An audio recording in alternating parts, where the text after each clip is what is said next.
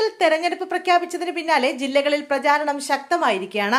തെരഞ്ഞെടുപ്പ് ചൂട് തുടങ്ങിയെന്ന് തന്നെ പറയാം. സ്ഥാനാർത്ഥി പട്ടികകൾ കൂടി പുറത്തു വന്നതോടെ പ്രചാരണം ഇനി കൊഴുകൊഴുക്കും. ഇക്കുറി മുൻ ബിഗ് ബോസ് താരമായ ലക്ഷ്മിപ്രിയയും ഉണ്ട് ജനവിധി തേടാൻ. 2020 സ്ഥാനാർത്ഥിയായി പെരുമ്പാവൂരിലാണ് ലക്ഷ്മി മത്സരിക്കുന്നത്.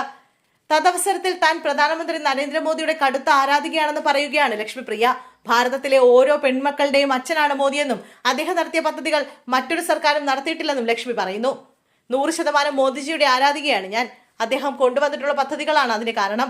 ഒരു പ്രാവശ്യം സാനിറ്ററി നാപ്കിൻ വാങ്ങാനായി നിധി ജനൌഷധിയിലാണ് ഞാൻ കയറിയത്. അന്ന് 10 രൂപയാണ് അവർ വാങ്ങിയത്. ഇന്നത്തെ കാലത്ത് 10 രൂപയ്ക്ക് ഒരിക്കലും സാനിറ്ററി നാപ്കിൻ കിട്ടില്ല. ആ മെഡിക്കൽ ഷോപ്പിന് മുന്നിൽ നിന്നും ഞാൻ പൊട്ടി കരഞ്ഞിട്ടുണ്ട്. കേരളത്തെ സംബന്ധിച്ച് ഇവിടുത്തെ സ്ത്രീകൾ വൃത്തിയുടെ കാര്യത്തിൽ മുന്നിൽ നിൽക്കുന്നവരാണ്. സാനിറ്ററി നാപ്കിന് എത്ര വിലയാണെങ്കിലും നമ്മളത് വാങ്ങും. പക്ഷേ ഉത്തരേന്ത്യൻ സംസ്ഥാനങ്ങളിലെ കുഞ്ഞുങ്ങളെ സംബന്ധിച്ച് അതല്ല.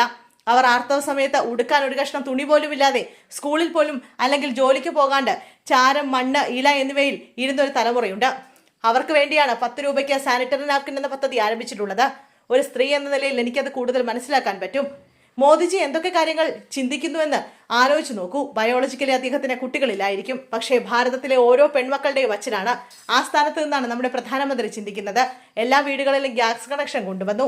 60 വയസ്സായിട്ടുള്ള അമ്മമാർക്ക് വേണ്ടിയുള്ള പദ്ധതി, പെൺകുട്ടികളുടെ വിദ്യാഭ്യാസത്തിനും പഠനത്തിനുമൊക്കെയായിട്ട് സുകന്യ സമൃദ്ധി യോജന പദ്ധതി, അങ്ങനെ എത്രയെത്ര പദ്ധതികളാണ് അദ്ദേഹം കൊണ്ടുവന്നത്.